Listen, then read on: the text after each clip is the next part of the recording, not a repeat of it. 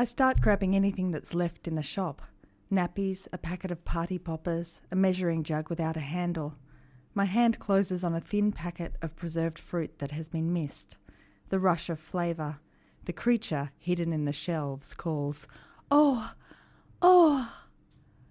Two women stand close to each other in an aisle labelled cans. They're big and young with strong pink arms in singlets, even though the wind that blows across the desert outside is cold.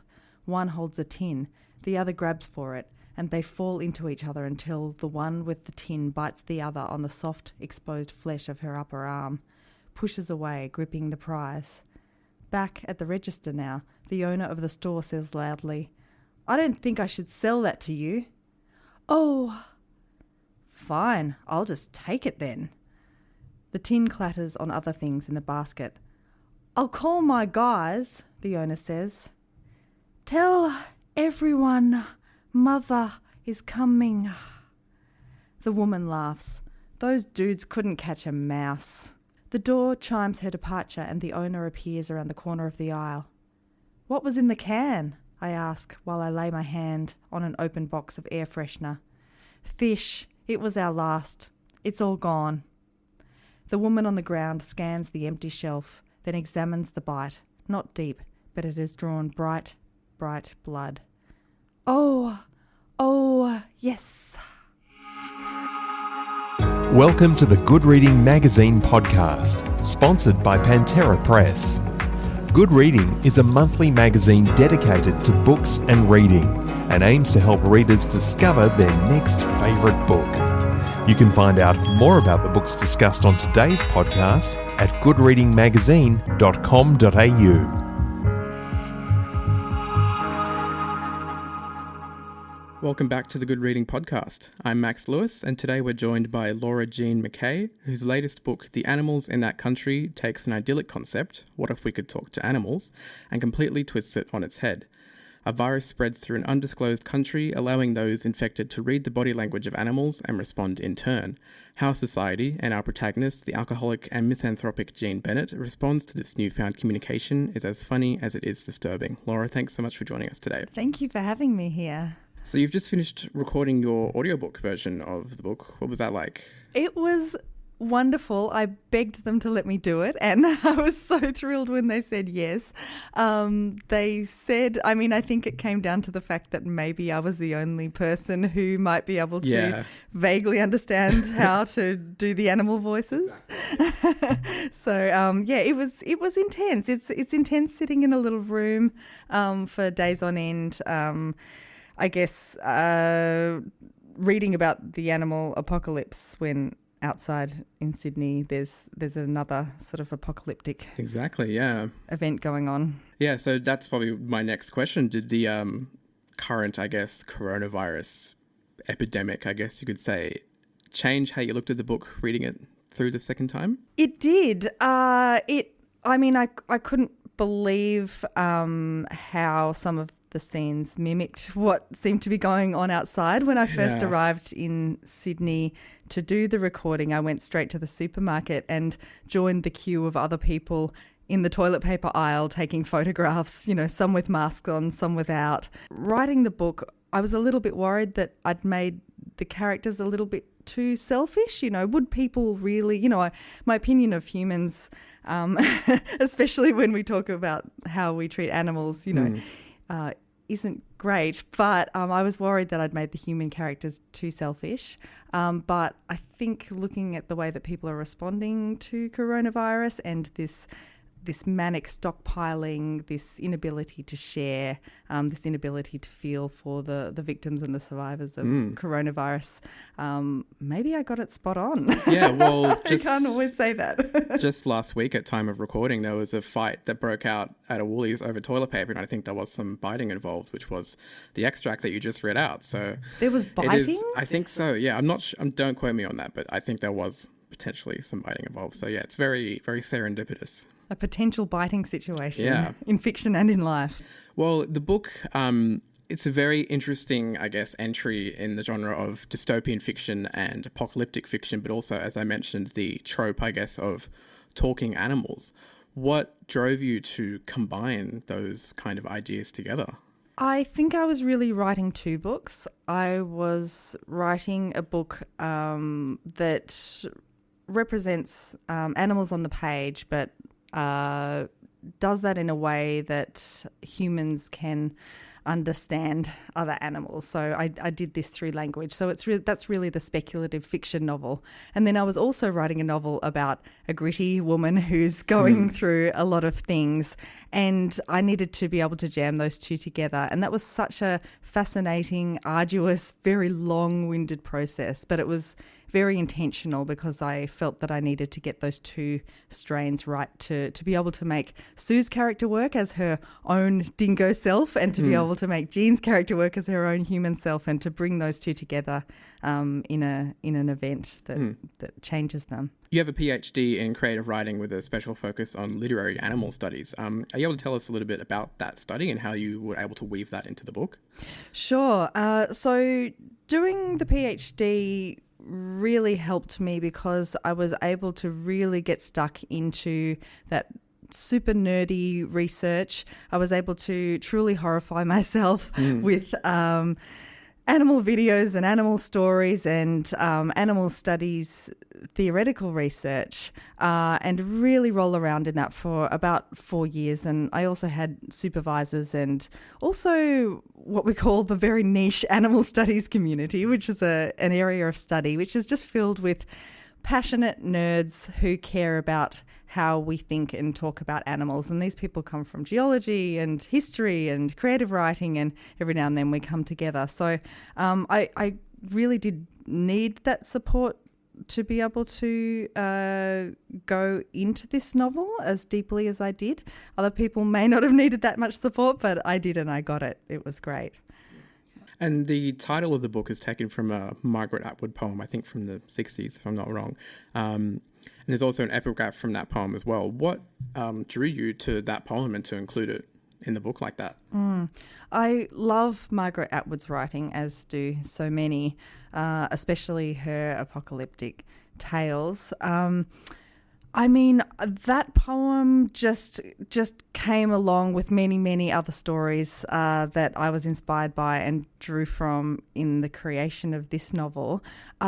And the idea that the animals have the faces of people, which is the quote that I use at the front of the book, I thought really matched quite well with what I was trying to say and what I was trying to do. And then later on in the poem, she writes, "The animals have the faces of animals," and that was really the trajectory that I wanted to take Jean's relationship with Sue on. At the start of The Animals in That Country, when the animals start talking, Jean is really seeing Sue through her perspective. So Sue calls Jean queen and mother, and it's all very hierarchical. And then as Jean gets to know Sue, she realizes that what she's actually saying is quite different to what she was projecting on the dingo. And in the end, they're having quite an interesting exchange where actually Sue has taken the power in the relationship, and she is helping Jean to survive, really. So you mentioned other kind of stories and texts you'd found through this course. Were there any kind of interesting or noteworthy ones that you drew a lot from? Oh, there were so many books that I looked at. Some particular stories that really, really struck me were Ellen Van Nerven's Water from her collection Heat and Light. That is just the most incredible. It's called a short story, but it's almost a novella, and it's basically about plant people who fall in love with humans and humans who fall in love with plant people, and set in an incredible future scenario. And also Ursula Le Guin's The Author of the Acacia Seeds, which is about a group of nerds like me who study animal poetry. They've realised that ants actually write poetry and they inscribe them on seeds, and there's a very sort of intense study of that. There were also some really, really formative books. One of the first ones that really got me was Anna Kreen's quarterly essay, Us and Them, which is about our relationships to food and animals and things like that. And when I was first thinking about writing this book, I thought, no one's going to want to read an adult story about animals. That's Yeah. silly pants talk, that's for children's books. And then Anna Kreen's Us and Them came out and showed me that you could write very seriously about this topic. So I was really curious with the cover of the book because it's very striking. Was it a previously existing artwork or was it something that was created specifically for the book's cover? Yeah, this is actually an artwork by Annie Murphy Robinson, and it won the Beautiful Bazaar Art Prize.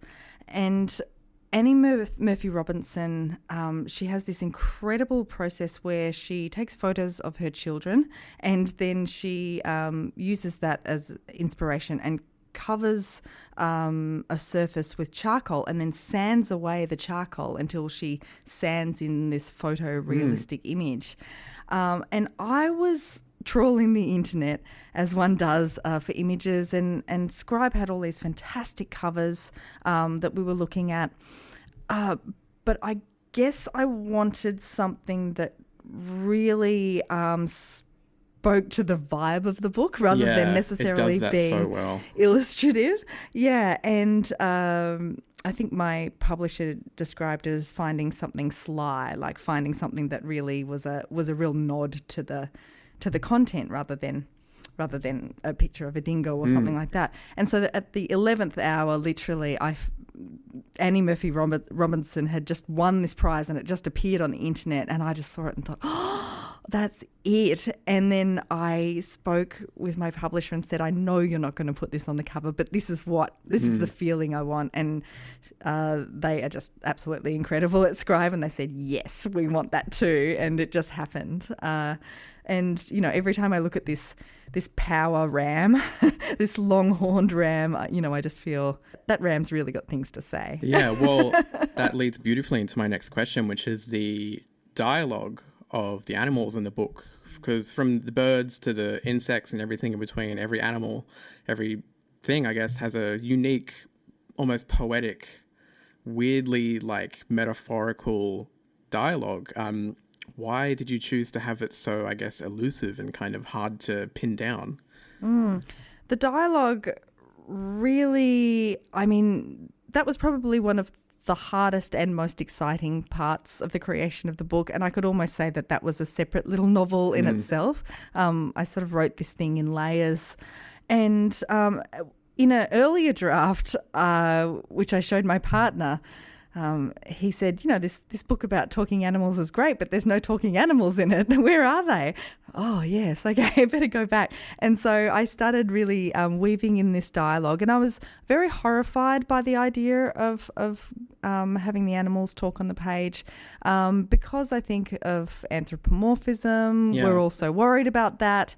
Then I got over myself and realised that we anthropomorphise everything because humans are very simple creatures. We don't really know how to relate to things unless we can relate them see ourselves in them exactly. So once I had gotten over that, I realised that the thing I really wanted to avoid was anthropomorphism, which is the centering of humans.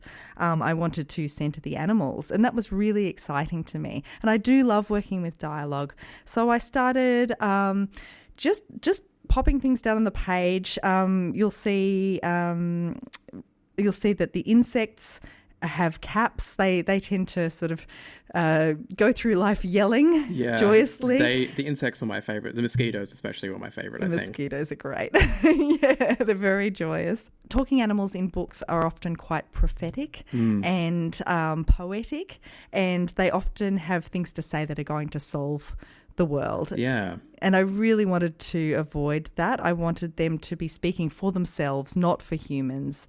Sue isn't speaking for Jean. She's in dialogue as an equal, or she believes she is anyway, even if the reality is that humans wouldn't treat her that way. And on the topic of Jean as well, she's a bit less than perfect, like I would say all the characters in the book.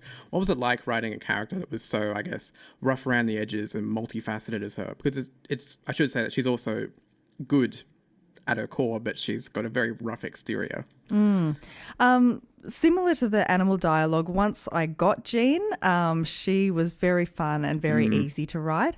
At first, Jean was a young woman. Then she was a middle-aged man. At some point, she was a cat. I think she was a farmer. And then I actually read a short story by Tessa Mossfegh in which a school teacher is also a not-so-secret alcoholic and tries to go through her school day. And I thought, yeah, that's Jean, not that character, but that's the vibe, sort of day and the vibe I want Jean to have.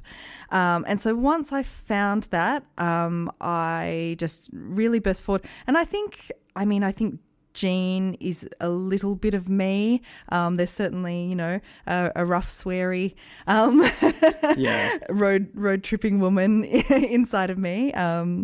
Not very far under the surface, and so that was very fun. And I've spoken to a few other people, and they've said that they feel like they've met her, or they know her, or they are her. Yeah, I haven't had that much fun being inside of characters in a monologue since Ignatius Riley from The Confederacy of Dunces or something like that. Especially the way that she interacts with all the other characters and the animals and stuff like that. It's so almost absurd. I feel like everybody knows a Jean as well, or like you said, could be a Jean themselves. There's a Jean in everyone.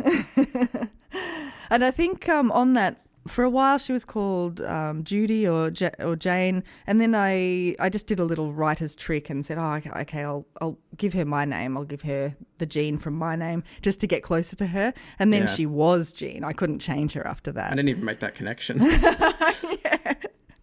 It's on the cover. Yeah. And Sue, as you mentioned as well, she's a very fascinating character, particularly because her motives are very, very obtuse. What was the thinking behind her character and specifically making her a half-breed dingo? I was living in a wildlife park in the Northern Territory, as one does, on a artist residency up there.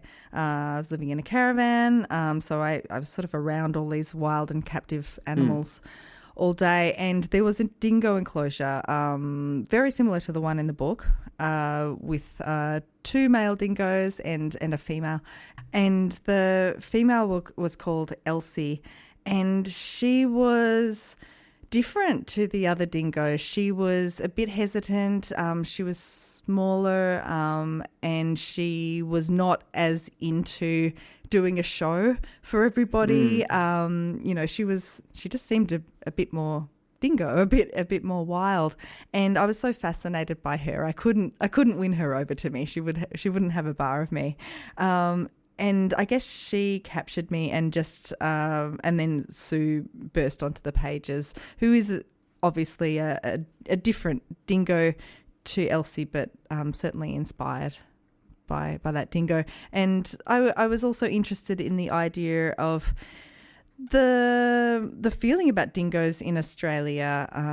There's that notion of the feral, there's that notion of what's wild, there's that notion of what is captive, and I think dingoes, especially dingoes who have bred with other dogs, really cross that into that uncomfortable boundary. We don't like animals not to be categorized. We like to be able to say that's vermin and that's my pet and that's the one I eat.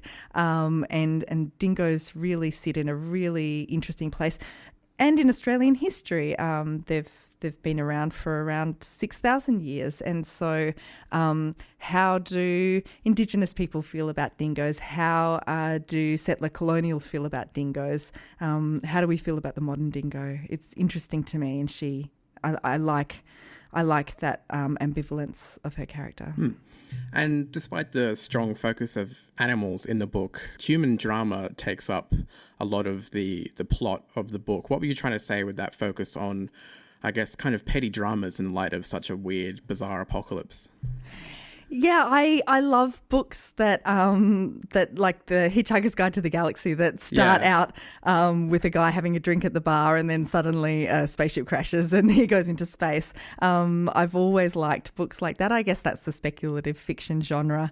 And so I wanted there to be, as you say, I think that's a really good way to put it, these sort of petty human existences playing out. I mean, we can see that now the world is facing climate catastrophe and a strange virus that we don't know enough about yet. And yet we are still just carrying on with our days and worrying about our broken phones and our relationships and our annoying workmates. And life goes on, and that it will continue to go on no matter what happens. And that's the very strange thing about being alive. It does sound quite grim, the novel, and it is very kind of dark in parts, but there's also a very light, almost absurdist sense of humour throughout the book, and there are several laugh-out-loud moments, I would say. Why did you want to weave in this strand of humour underneath the apocalyptic tone of the book? I don't know if that was intentional. I mean, Jean is funny. Yeah. Sue is funny. Humans and animals are very funny and silly, and I think that just comes through. I think that there is just a grim humour in everything, really, and it couldn't be helped with this novel. And also maybe on a technical level, without the jokes, it would maybe be a bit too dark. It'd be like The Road or something. It's a bit too much. Which I love. Yeah. And I guess this is a kind of obligatory question you're probably asked a lot during your press circuit for the book, but if you could talk to any animal, extinct or otherwise, what would it be and what do you think they would say? Oh my goodness. That is such a good question, and something that I need to start thinking about. Probably, I want to say a dog, but probably actually I would go outside and talk to some birds. I really want to know what a crow is really saying. They're not my favourite animals. I don't know whether I have a favourite animal, but... especially because crows can remember faces, can't they? I believe so. They've got, and that I believe they tell each other, where the food is and what's been happening. There's a fair bit of gossip and conversation going on, I believe. Where I'm living now in New Zealand, I pass cows every day, so I'd probably have a chat to a cow as well, even though what they have to say might be a bit too disturbing to hear. I don't know. I think I'd just go around and just talk to... I'd be a little bit like Kimberly in the book, the granddaughter in the book. I want to talk to everyone. I guess, do you think you would start to become a bit mentally unhinged like the characters in the book do as a result of this new power? I think it would be pretty noisy out there. Once you started being able to talk to fish and insects and reptiles and mammals, it would be a pretty noisy world. Yeah. And some people would get into it and other people would not be able to cope, I think. Well, before we finish up, is there any hints on what your next book might be focusing on? That's also a very good question. I've got a couple in my mind. I've been carrying one around for a few years now, but I think it's longer. All I can say is that it's watery. Okay. But there might be something else coming a little sooner. The most recent crises in Australia have made me think more about our more immediate climate crisis, and there might be something in that. Well, given how this book handled water in these particular scenes, I'm a little bit frightened, but also looking forward to it. So it should be very good. Well, thank you, Laura, for joining us today. Thank you so much.